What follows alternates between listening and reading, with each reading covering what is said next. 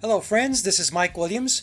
Ofer Zeevy is back with us to present his analysis, which looks into the songs the Beatles played live and to assess whether the live performances reflected the songs and hits from their first 7 albums. And if not, why not? And so without further ado, here's Ofer. Well folks, we have Ofer Zeevy is back with us today, and we're going to take a look at something that Ofer and I have discussed in the past in our discussions, but we never actually sat down and did a deeper dive. And so what we're going to take a look at is the Beatle albums, their official UK releases. And the reason why we're going to focus on the UK albums is because they are the official releases. It's not the capital releases, it's the UK albums that are recognized as the official releases. And we're going to do a comparison, or I should say Ofer has done a comparison, where he lays that up against the Beatles set list when they played live between the period of 1962 through 1966. So that's the period we're going to focus on, 62 through 66, because that's when the Beatles played live. So if we take a look at the first slide, this document compares the songs on the Beatles' first 7 UK studio album releases versus the reported set list that the Beatles performed on the day or close to the date when each album was released. And Ofer sourced the set list from the website setlist.fm. It's a very good site and it's a very good source.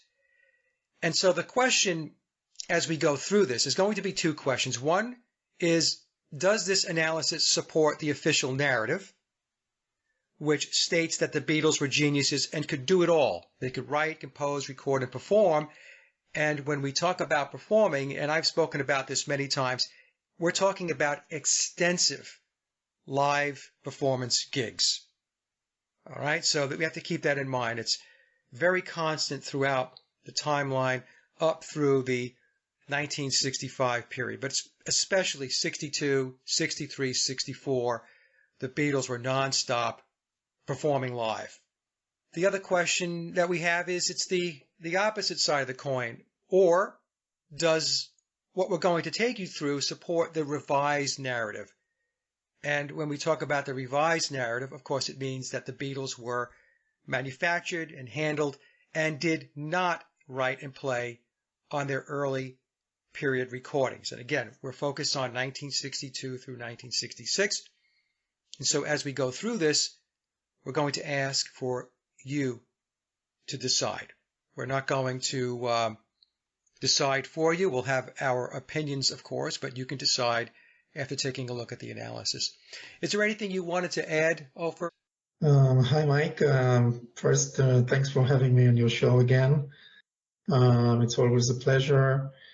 And we sourced the website setlist.fm, which lists the songs that the Beatles played on their live performances. Now, many of the shows do not show the songs that were performed, but there are a lot of shows that we do get the set list as reported by a variety of people who either were there or from other places.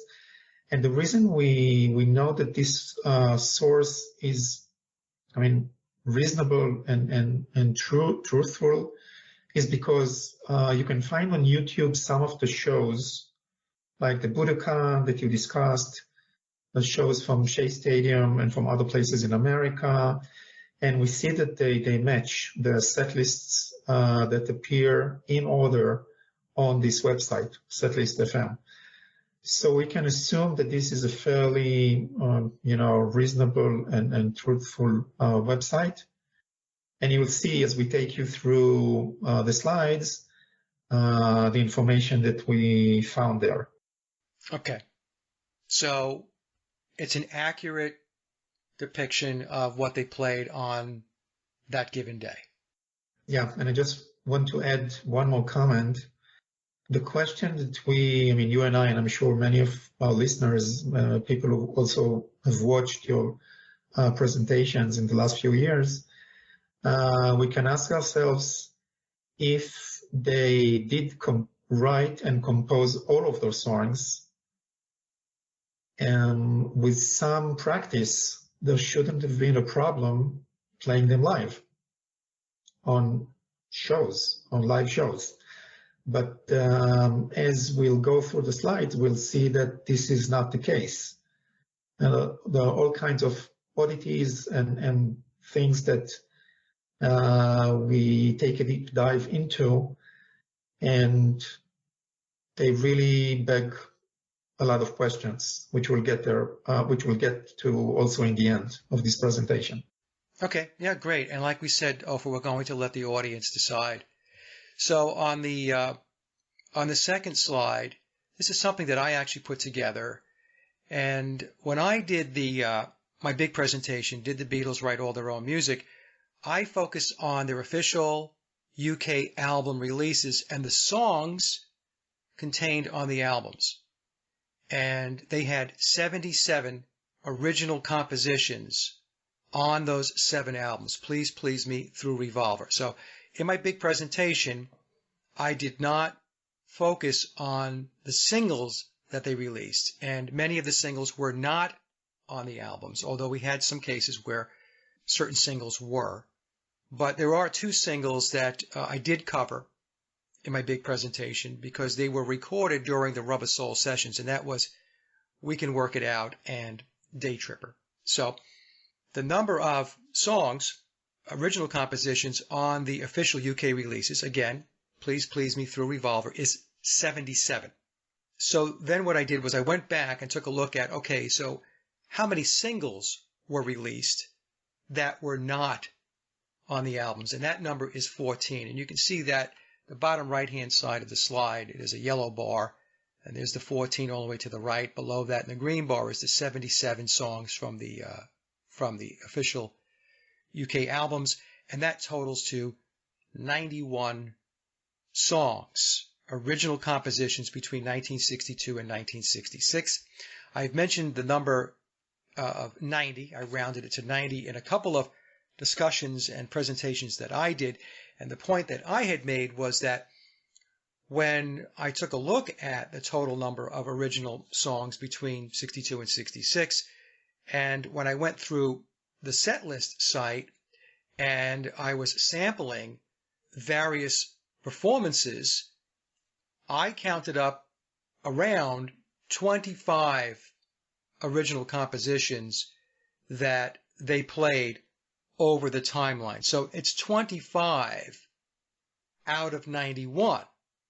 And so the question I asked, and I still ask, is, well, what happened to the other 65 songs? How come they didn't play any of those other 65 songs, but would continue to play cover songs throughout their performances? In some cases, they might play one cover. In other cases, they played 2 or 3.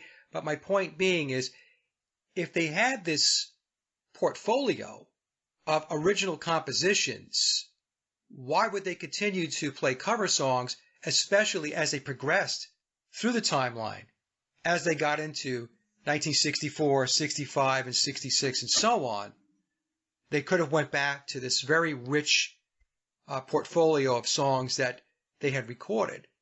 My answer to that has always been that's because they were taught songs, and they didn't actually write the songs, and they didn't record the songs. There were studio musicians that were doing the laying down the tracks for the recorded versions of the songs on the albums and the singles.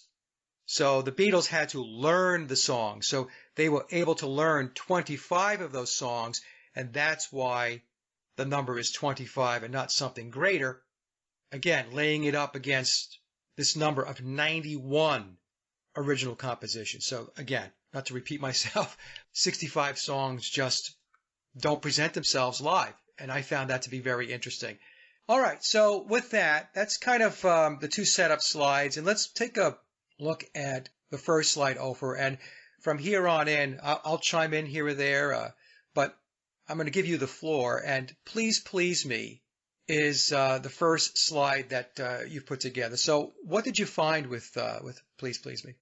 We begin our journey, which has 7 stops, a stop for each album. And if you take a look at the chart here, the table here, on one side you have the list of songs on the album, on the UK release. And on the other side, you have the songs that were performed live according to the information we get from the setlist.fm website on either the same day, here it's the same day, and I'll explain, or a very close date to the release date of the album. So Please Please Me was issued in the UK on March the 22nd of 1963. And we recall, by the way, that this is like about a short 3 or 4 weeks after the famous February 11th, where they recorded 11 songs in a 9-hour session, which we discussed in the past. And yeah, I think it was 10 songs, yeah. 10 songs found themselves on Please Please Me, with 4 additional songs that were released on 2 singles previously. So what you see on one side is the list of songs on the album Please Please Me. We did mark songs which are covers, and you can see that on Please Please Me we have 6 covers. So out of 14 songs, 6 are covers. And then on the other side of the table, on the same day, on March 22nd, the Beatles appeared on the Gaumont Theatre in Doncaster of England, and they only performed 6 songs. Love Me Do, Misery, A Taste of Honey, which is a cover, Do You Want to Know a Secret, Please Please Me, and I Saw Her Standing There. Now, what we can learn here is, and by the way, I checked also other dates on the same month, on March of 1963, and the set lists are the same. So we see the same 6 songs. This is what they performed. It could be that on some shows they were appearing with other people, with other performers. So they just, appeared for a very brief time, like 20 minutes. But this is what we have. And so we have 1 cover, which is A Taste of Honey, and 5 other original compositions. Now, we learned that from memoirs and other investigations, which basically your work, is that 4 early songs were written by Bill Sheppard in the Pepper Potts group. I Saw Her Standing There, I Want to Hold Your Hand, She Loves You, and Please Please Me. So 2 of them appear here on this very, very short set list. So what we see is that they did 1 cover. We know they did a lot of covers in the previous, before they were signed, when they appeared in Germany and in Liverpool, and 5 songs which are originals. Okay? Now, we have to remember that in the setlist.fm also calculated how many shows they did each year. And I want to mention this because this is important. In 1960, they did 134, 1961, 246, 1962 was like a record year. They did 391 shows. But also in 1963, they did 339 shows throughout the entire year. This is an amazing number of shows. It's almost every day. Now we know that on some days they did double shows, okay?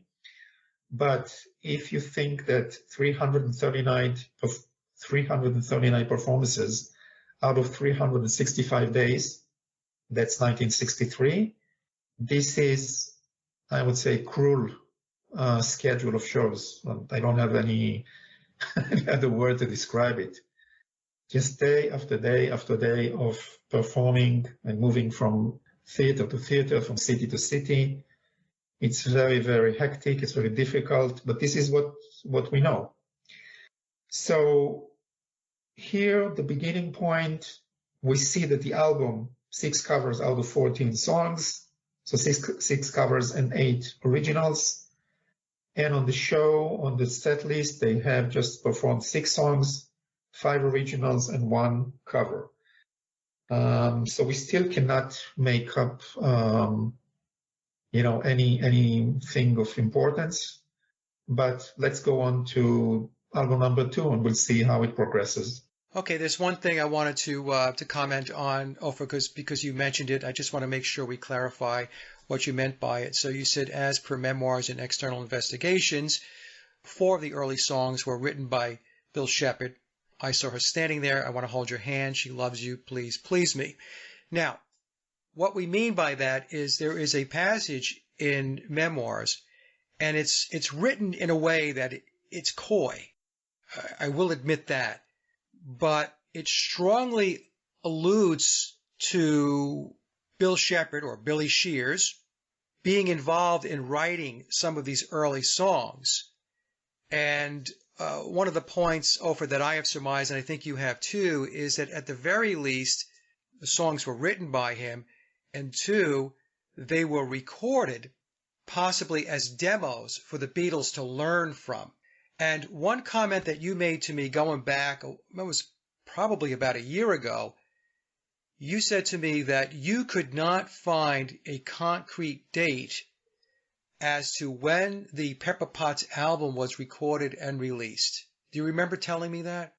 Yes, I found a comment by someone on a review board that he says that he saw a copy of Bill Pepper and the Pepper Potts album from 1961, but we don't have any evidence of that, unfortunately, maybe. Now, the albums that appear now, and they show on Wikipedia and everything, they say that the albums were released in 1964. So we can only guess whether it was in order to hide the fact that these songs were actually written way before the Beatles recorded them, and in fact put on an album, if this album really appeared in England at least in 1961, maybe 1962. But the only source we have so far is memoirs, which states that it talks about, I think, on I Want to Hold Your Hand.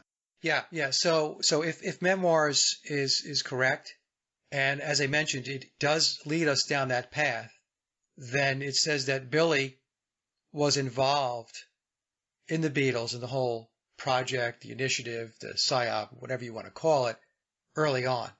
It was way before 1966 is the point. Okay, so we'll let the audience decide which way they want to go with this. Somebody could say, well, it was released in 1964 and so on. But, we're talking about deep state activities, folks. And this is a point I make all the time. They put out information and data that they want to put out. It's as simple as that. They can make any record they want to make. And when I say a record, I mean documentation, giving us dates as to when things were released or published and so on. I mean, they create that information. So they can lead you to believe whatever it is that they want you to believe. Okay, so all I'm saying is, and Ofer is saying, is to keep an open mind that it's possible, it's very possible, that the Pepper Potts and the recording of these songs were done prior to the Beatles coming on board with EMI, and that George Martin had tapped Billy to write these songs, to record them, to be used as demos so the Beatles can learn them. Okay, so it is a premise. Okay, so the next slide is with the Beatles, which is their second UK release, and we see here on the right-hand side, I don't want to steal your thunder, but there's a lot of covers that wind up being played live. But let's just start with where you want to start with this slide. So the second album, the comparison again is on the same date. And by the way, it's a very famous date in the American history, of course, November 22nd of 1963, the Kennedy assassination. But this is not the point of our discussion today. On this date, in the UK, we saw the release of With the Beatles, the second album. Again, 14 songs on the record, and 6 of them are covers. So although 1963 was the breakout year of the Beatles in the UK, and this album came towards the end of 1963, we still see that in terms of material, on the album, 14 songs, 8 new or 8 originals, and 6 covers. So we still have a lot of covers. And if you look at the other side of the table, you see the set list. Now we see 10 songs, 5 originals and 5 covers. Now, I made some comments here. From Me to You and She Loves You were released as singles in 1963, but they do not appear on any one of the first 2 albums. Now, in 1963, I Want to Hold Your Hand was a huge UK number 1, 5 weeks at number 1, also released as a single, but we don't see it on the set list. The song was recorded on October 17th, a month before the release of With the Beatles and before the show. And in fact, it was released on October 29th, but they still did not play it live then. I found this to be a little strange. This huge hit does not show on setlist previous to November 22nd, 1963, or afterwards. So this is interesting because we know that when a band issues a single in order to promote it, and if they wrote it and composed it, and with some practice, there shouldn't be a problem performing it. And yet on the set list, we see 5 originals, 5 covers, and no I Want to Hold Your Hand. Okay, and this runs also on the dates, the performance dates after November 22nd. So this I found to be very strange. The other thing I found very interesting with the set list is when we take a look at the covers, so that's where we have the finger pointing to the songs. Of all the songs from With the Beatles, the current album, the only original is All My Loving, which is the 3rd song showing on the set list on the right-hand side of the table. All of the other songs from With the Beatles are cover tunes. So that begs the question, why did they not play more of the original music from With the Beatles? What it says to me is the reason why that happened is because they had not learned the original songs from With the Beatles. Now, With the Beatles was one of those situations where, if I remember my numbers and my days correctly, they recorded all of the songs, I think it was 2 sessions within a 7-day period of time. So it was non-contiguous, which means they came in, they recorded the album, we're told they recorded the album, then there was a break, they came in for a second session, and they finished recording the rest of the album, or the songs on the album. Okay, so again, we have one of these situations where we have a very, very compressed timeline. This is a problem that we see throughout the Beatle timeline. Very, very compressed periods of time as to when they're in the studio and supposedly recording these songs. But along with not playing I Want to Hold Your Hand, which you're absolutely correct, that should have been on a set list, you would think. They played only 1 original from With the Beatles, and everything else that was on the With the Beatles album that they played on the set list were cover tunes. Very odd. And also I found it interesting that Please Please Me was not performed. Please Please Me was actually the second single after Love Me Do, got to number 17 by the end of 1962, but Please Please Me got to number 2 on the official UK chart. And it was really the breakout hit in England in 1963. So 5 covers on the set list, and no I Want to Hold Your Hand, the new single, and no Please Please Me, which was also a huge hit in the UK. So that's the story of the end of 1963. Okay, so we're seeing, again, folks, we've been through 2 albums, and with the release of With the Beatles, we're seeing a lot of cover music being played, and songs that should have been played because of their popularity not showing up on the set list. So, again, we'll let you decide.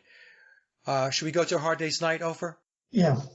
So album number 3, that's a soundtrack to A Hard Day's Night. It was released on July the 10th of 1964 in the UK.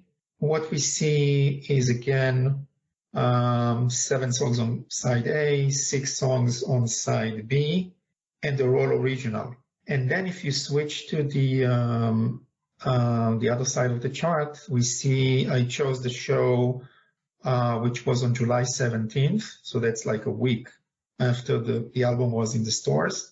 They appeared on the Paris Theatre in London on that evening, and they only played 8 songs.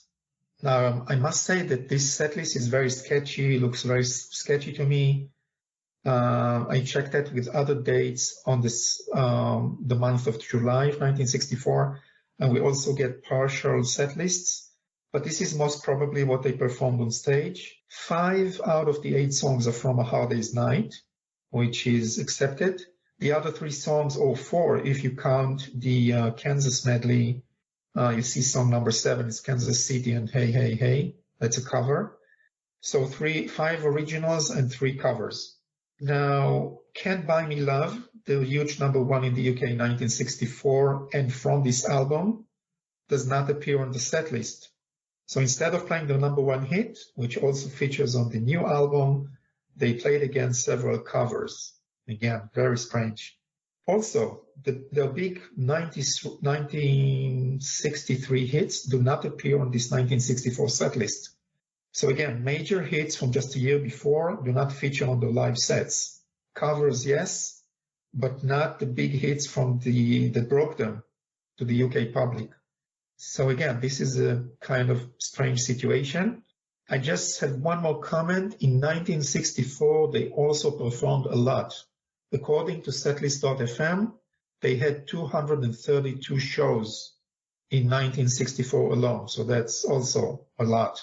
Mike, do you want to add anything? No, you mentioned 3 covers with the live show, but there were 2, right? We had Long Tall Sally and Kansas City. Yeah, I counted. If you count Hey, Hey, Hey as part of the Kansas City. Gotcha. The medley. So this is interesting, too, because you mentioned Can't Buy Me Love is not on the set list. Yeah. And there were other songs that, like you said, hits from Please Please Me as an example, that didn't make the set list. Yet they're doing Long Tall Sally and Kansas City. And somebody might argue, well, they're good rockers and, so it picks up the crowd. They're fun songs to play and all that stuff. But in my mind, that conflicts with the story that we're told about the Beatles, where they're genius songwriters and they wrote all these brilliant songs. And so why would you not play those brilliant songs? Why would you continue to bring covers in? So they've got, we're told, 13 original songs from A Hard Day's Night, and they've got 2 covers in the set list. They couldn't pick 2 more songs from A Hard Day's Night, originals, or some of the hits that Ofer has mentioned instead of the covers, or 2 more original songs from their first album, Please Please Me.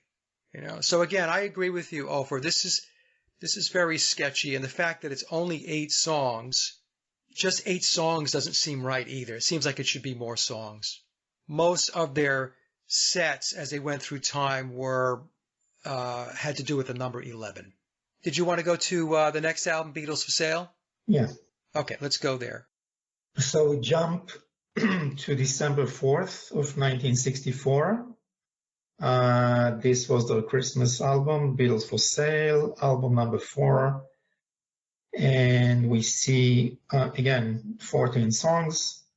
And we still see covers. I mean, this is the 4th album by the Beatles. And they already have many hits, but still some of the songs, I count here, I think 5 on the album, are covers. And again, this is very interesting. Now, if we switch to the other side, we see that I picked the December 24th, 1964. That's the day before Christmas Eve, I think. They appeared on the Hammersmith Odeon in London, which is a famous theater in London. And if we check their set list, we see 11 songs. And again, 1, 2, 3, 4, 5 covers. So 11 songs on the set list, and 5 of them are covers. And we're talking about the Beatles by the end of 1964, after 2 years, 4 albums, and many hits already in the charts and in the fans' hearts. And half of this show is covers. This is very strange. Yep. So my comments here is also, I want to add, I Feel Fine was released also as the 1964 Christmas single and became a huge #1. It is not on the album, but we see that it is featured on the set list. Okay, that's I Feel Fine. 5 of the 11 songs on the set list were covers. Why is that? And only 3 set list songs here were #1s. So Can't Buy Me Love, A Hard Day's Night, and I Feel Fine. They did not play the other 3 #1s so far. I Want to Hold Your Hand, She Loves You, and For Me to You. Also not featured this Please Please Me. So we see again 5 covers out of 11 songs instead of hits, big hits for the Beatles.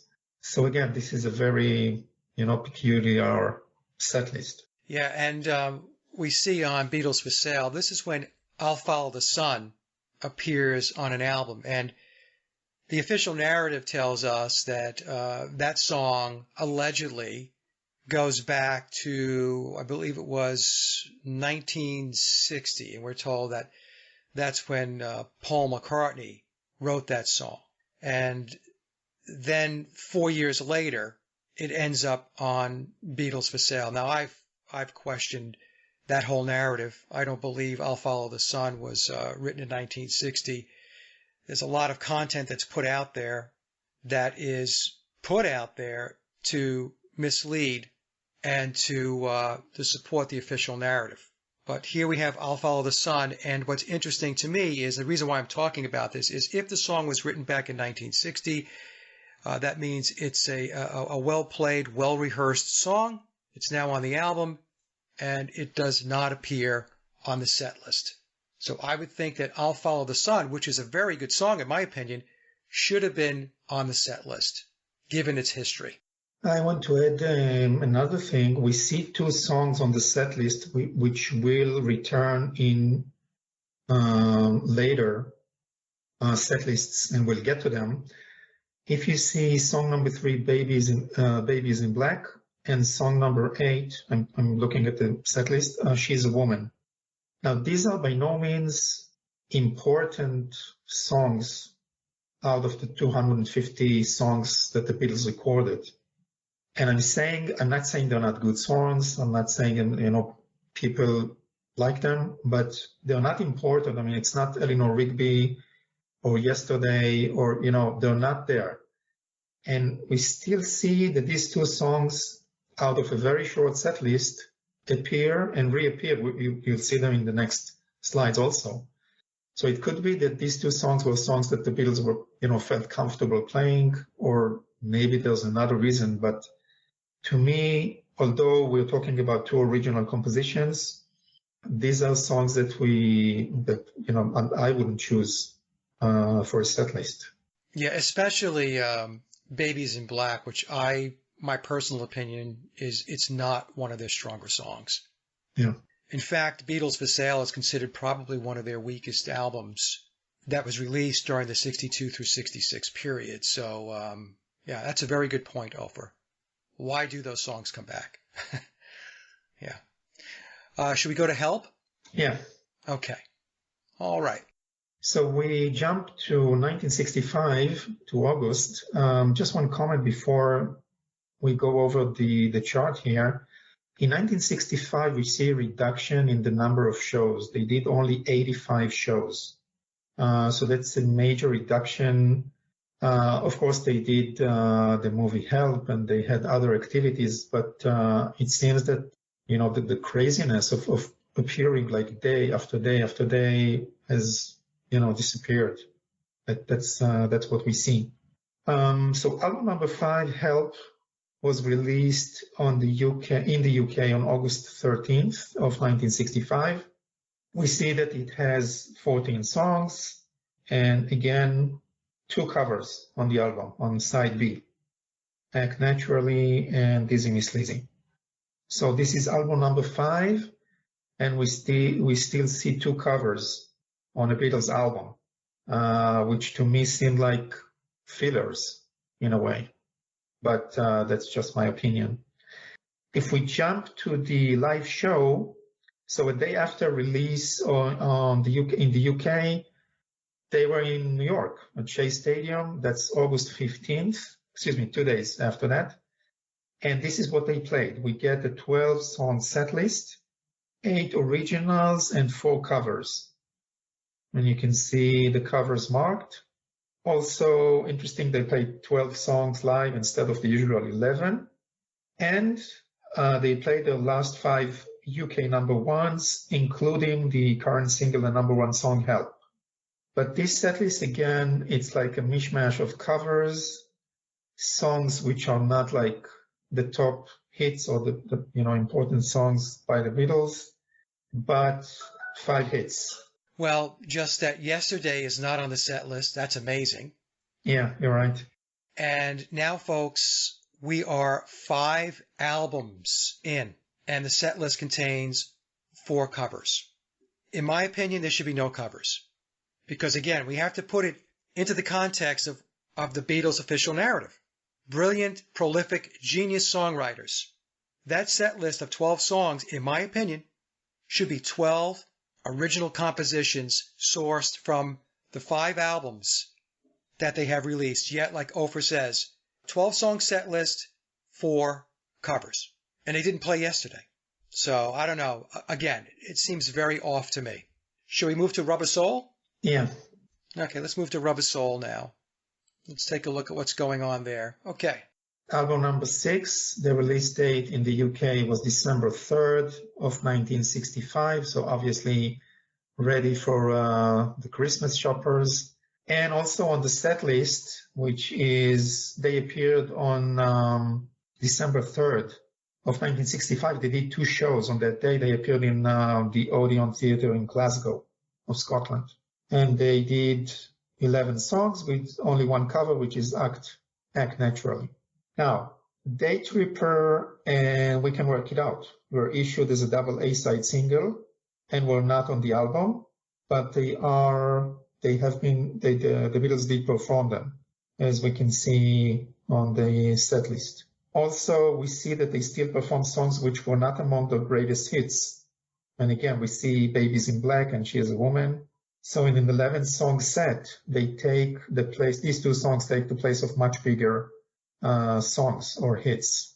So this is, again, rather odd to me. Yeah, and now we do see Yesterday being played live, but this is some time down the line now when I would say that Paul McCartney learned the song. So it took a period of time for him to learn the song to be able to play live. If it wasn't studio players behind the scene or playing to a backing track, which I've discussed this before, that was taking place. But we'll give them the benefit of the doubt here and say that we were playing this stuff live, okay, just for the sake of argument. But you're right, Ofer. I mean, considering now that we have 6 albums under their belt, that set list of 11 songs is not, I mean, it's not stellar. I agree. Like why Baby's in Black is still being played is beyond me. Is there anything else you wanted to talk about? No, I think we can move to the 7th album of this time period, 1962 to 1966. Revolver. Yeah, Revolver. Just one comment. In 1966, we see that the shows count was reduced to only 35.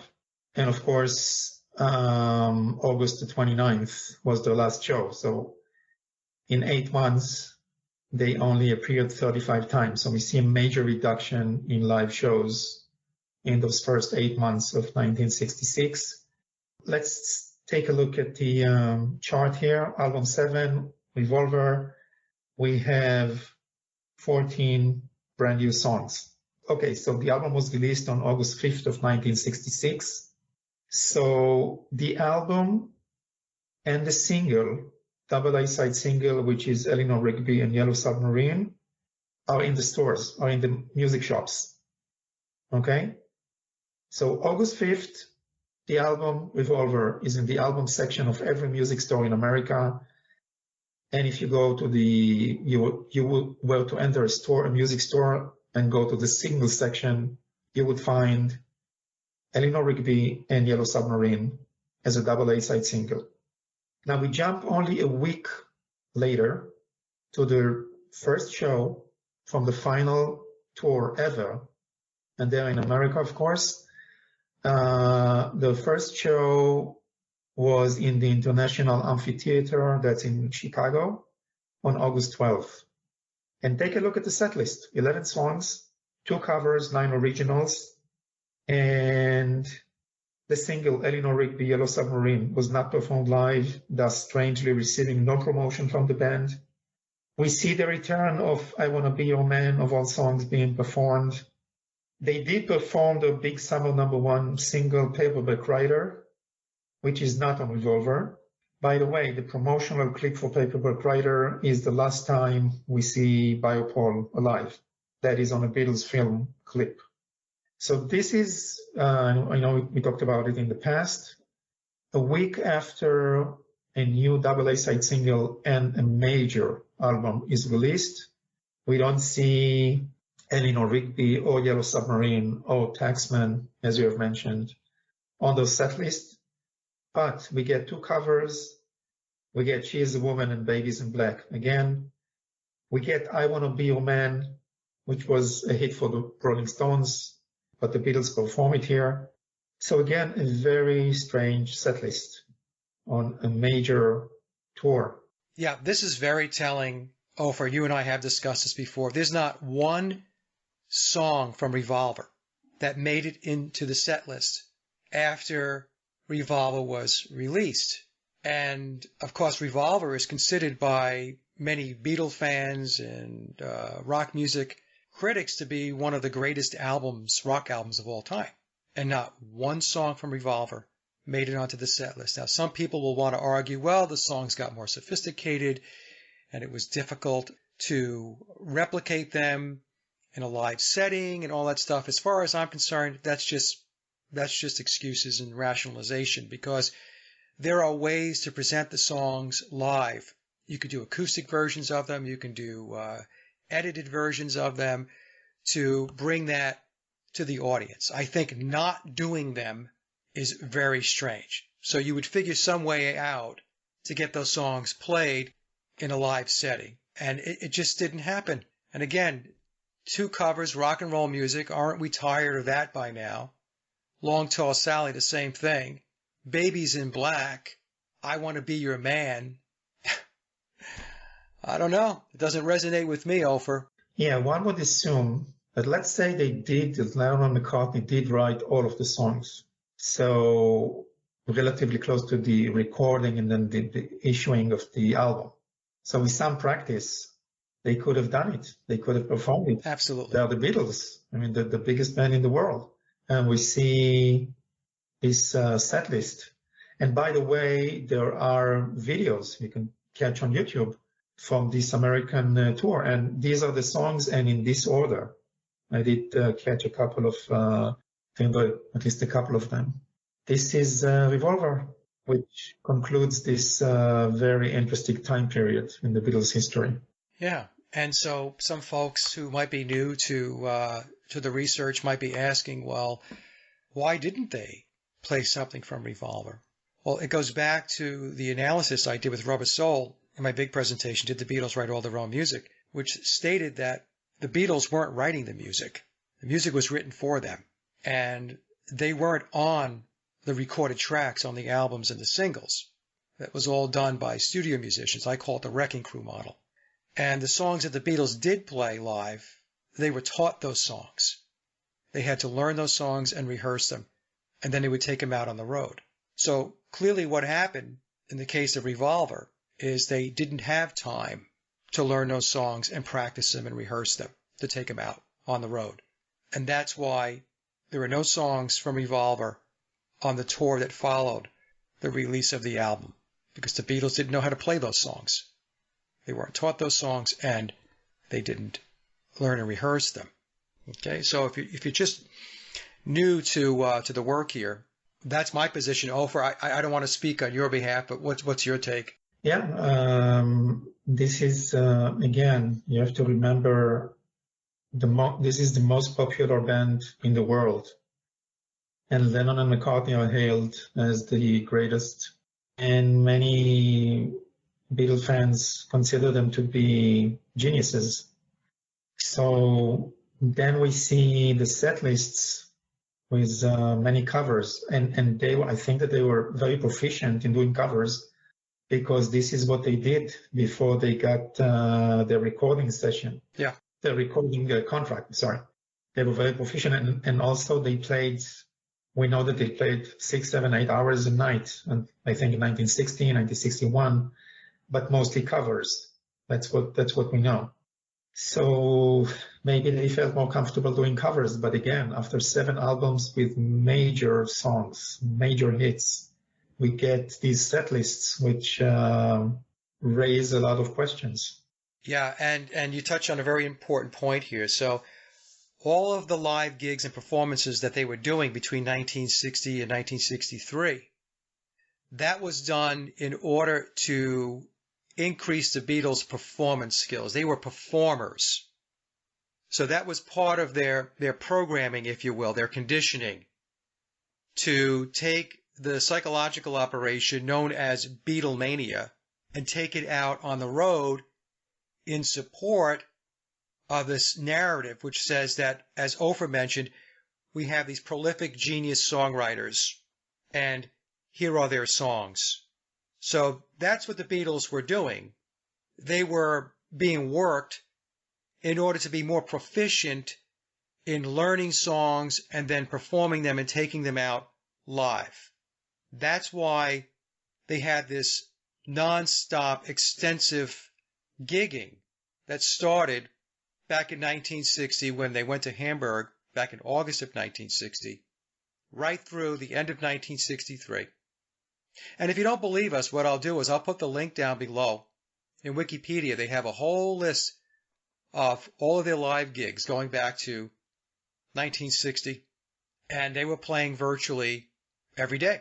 And as Ofer mentioned, when they were in Hamburg, their stints were 7 to 8 hours a night. So they got to the Hamburg club at 6 p.m. And this is per Pete Best, by the way, and I'll put that interview down in the description box as well.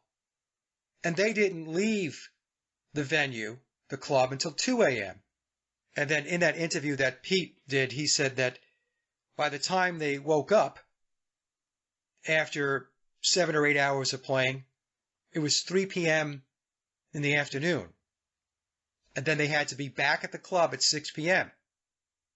So that left a 3-hour window of time in which they did, I guess they ate, right?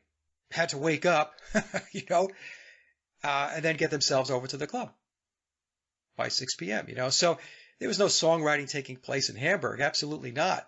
Anybody who continues to try to believe that they were writing songs, in their sleep on the back of napkins, all of this stuff, it's just nonsense. It's a nonsense narrative. Ofer, should we move to your summary, conclusions, and thoughts? Yeah, just to summarize, we ask ourselves, when did they have time to write songs? So we know that the Beatles were touring heavily between 1960 and 1966. They had performed 1,461 times. Again, this number is according to the setlist.fm website. Mainly in the UK and Germany. When any of the first 7 albums were issued in the UK, they were either in the middle of touring or beginning to tour. That raises the question again of when did they have time to write all of those songs. That's one thing. Also, there are very short breaks between recording an album and beginning or continuing to tour. This is very unusual, but I guess these were the Beatles' lives throughout this time period. This is very unusual because in many cases, bands record an album, then start rehearsing for a tour, and only then tour. This is not the case with the Beatles, since their hectic live dates are too many. It seems they did not have time to rehearse, prepare for touring, and no time to write songs. Now, these are, I guess, Mike's and my conclusions, but I'm sure that people who are watching this can write their comments and let us know if they agree with us or no. And again, this presentation is not built on memoirs. This is simply a comparison between albums and performances. And I know that there are many musicians, Mike, who follow your work. But even if, a listener is not a musician, only a music fan, I think that this does raises several questions, which, this is what we're trying to conclude with. Yeah, so as I've mentioned many times, Ofer, what I do many times, and I know what you do, is we take existing information, existing data that's contained within the official narrative, and then we take it apart. We do a deeper dive, we analyze it. Does it make sense? So, as Ofer mentioned, all of this information that's been presented, it's out there. It's not hidden. It's information that's there. As an example, they performed 1,461 times. That's an incredible amount of live performances. When I did the Rubber Soul analysis from my big presentation, did the Beatles write all their own music? Going back to what Ofer said, they were on their American tour. They did 16 cities in 16 days, I think it was, Ofer? Yeah. Something like that. Right? So they were doing a city a day. So they would perform, they'd get on an airplane or a bus or whatever, they get to the next city. This was in the US, right? I think they did one stop in Canada, if I recall. And then they had a 6-week break. And then they went into the Rubber Soul sessions on October 11th, 1965. And the official narrative tells us that when they came into those sessions, they had no backlog of music. They wrote, rehearsed, arranged, recorded, mixed 16 songs, 14 for the album and 2 songs for the single. We can work it out in Day Tripper in 30 days. And my contention is that was not possible. So, again, like I said, if you take the official story and you stop taking it at face value and you start to examine it, what happens is it's like pulling the thread on a sleeve on a sweater. It eventually just comes apart. And this is what I have found, Ofer. I know you as well, when we take a closer look at this thing. Things start to not make sense and the story begins to collapse, right? Yeah. Okay, so let's take a look at the last slide here and take us through this, Ofer. Yeah, so I did a summary chart just to show the percentage of covers out of total songs on an album and then on a show. And if this runs too fast, you can, of course, you can stop the video and just take a look at the chart. There's too many numbers here. But basically, the idea is like this. Why did we get so many covers on albums on live shows? So this is a summary of covers the Beatles recorded on albums and performed on their live shows. The table basically summarizes the 7 albums and shows we have covered in the beginning of throughout this presentation. So if you take a look at the chart, you get the numbering on 1 through 7 on the left side. We start with the total song of an album. This is the second column. Covers in that album, for example, album number 1, there were 6 covers out of 14 songs. That amounts to 43% of non-original compositions. And then if you follow it, that's the number of songs performed on the live show. As we've seen on the show close to the release of the first album, they only performed 6 songs, one of which was a cover. Now, I don't want to go through all the numbers, but let's jump to the bottom of this table and show like the bottom line numbers. So we have 97 songs on the entire first 7 albums. Look at the very last row. 20 of them were covers, which is 21%.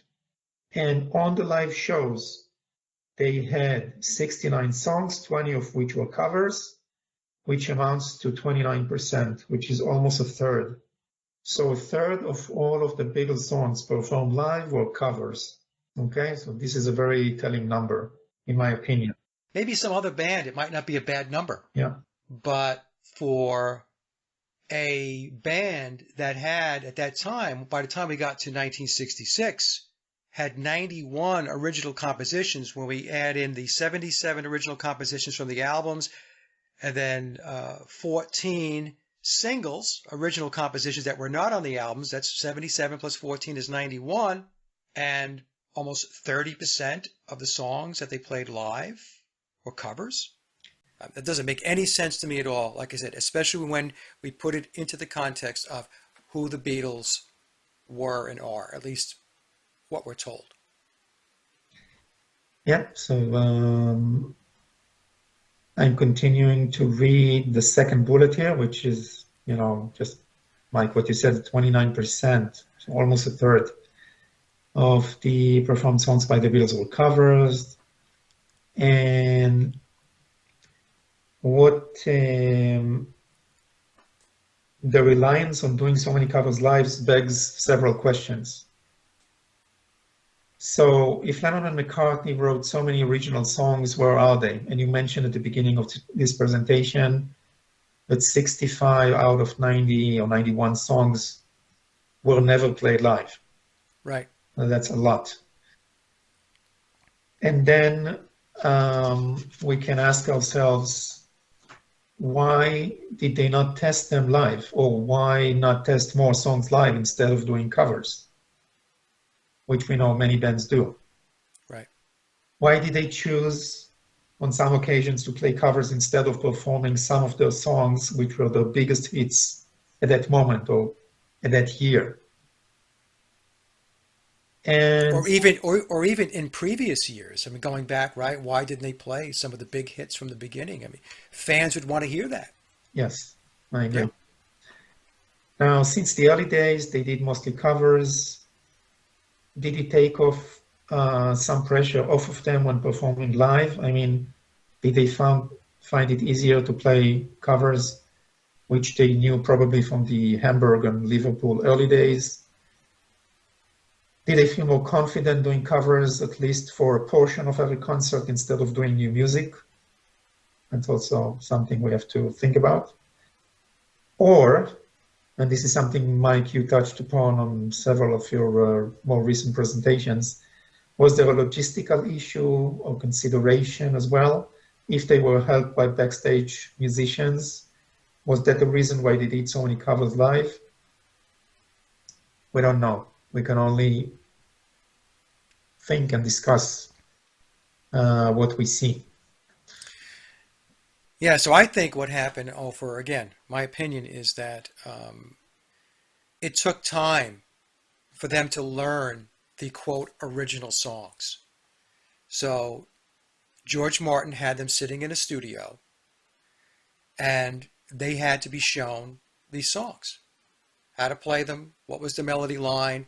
So when you think about it, they had to be taught the guitar chords, they had to be taught the different riffs, the lead guitar, the bass. Ringo had to learn the drumming. So the point I'm making is that this is not something that they just did in a couple of hours. So the process of learning these songs took time. And then once they were taught the songs and they studied their parts, then they had to rehearse them. All of that takes time. And so they were only able to learn a certain amount of songs within a certain period of time. And that's why they had to fall back on covers, because they already knew those. There was no learning involved with Long Tall Sally and Kansas City and songs like that. But the learning of the, quote, original compositions was a process. It's not just something you whip off and you bang through and, yep, got it. That didn't happen. That did not happen. So that's why I believe we see all the covers, because it just took a long time for them to learn the original stuff. And I use the term original loosely. Yeah, Yeah. So this is an excellent piece of work, Ofer, as usual. thanks. And again, we gave our opinion. Everybody knows where I stand on this stuff. So, but Ofer and I are in sync because we've had discussions on this stuff. But we're going to leave it to you. You decide. We're presenting information. We're presenting data. We're presenting our research and our analysis. That's what we're doing. And if it resonates with you, great. If it doesn't resonate with you, that's okay too. Like I've always said, people think I'm always trying to convince people. I'm not trying to convince anybody of anything. People will come to their own conclusions based upon what it is they want to believe. And whether they change their position on something, that's completely up to them. You cannot convince somebody of something before they are willing to listen and to open their minds to a different perspective. So that's why I don't waste my time doing that. So, Ofer, any closing Yeah, thoughts? I just want to state maybe like a half a sentence from the any of the last two versions of memoirs, where we learned that George Martin basically got the Beatles into the studio to use their voices. And that's a line I vividly remember from memoirs. And that's like a huge clue for us. Well, there are other clues, of course, and other statements in memoirs. But when we compare the quality or the quantity and the quality of songs on their albums, the first 7 albums, there are many great songs. But we can conclude, I guess, again, this is my conclusion, and I know yours too, that they did not write or compose or even play on many of the songs in that time period, and most probably in the second period after 1966. And but again, this is something it will be very interesting to see in the comments to this presentation.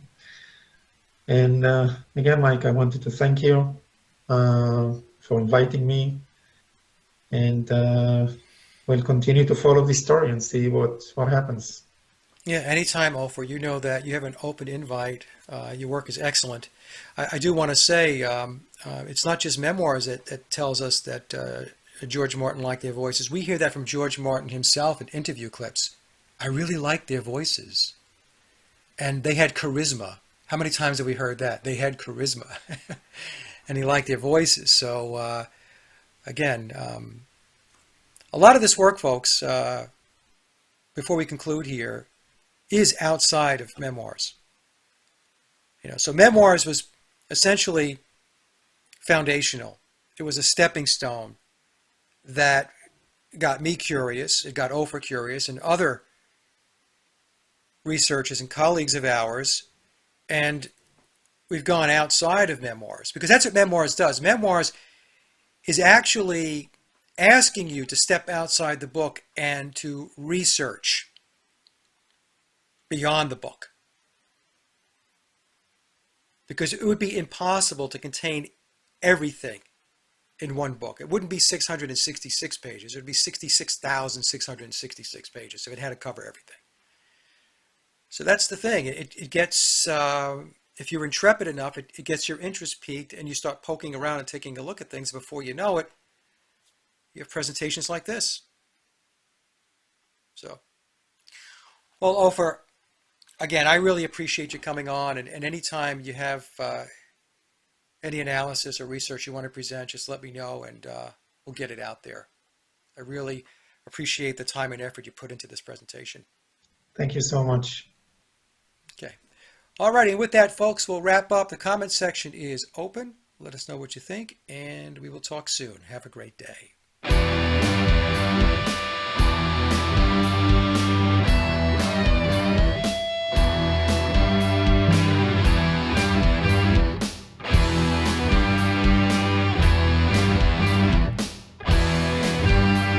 Sitting around, wringing your hands, making believe you don't understand.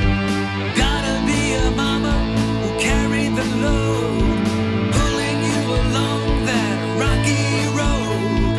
When you gonna get it? When you gonna get it? All those years when you didn't pay your dues, singing along to the little boy blues. When you gonna get it? When you gonna get it? Talking to me about your tale of woe, all this time with little to show. Gotta be a daddy who did you wrong, making you feel like you didn't belong. When you gonna get it? When you gonna get it?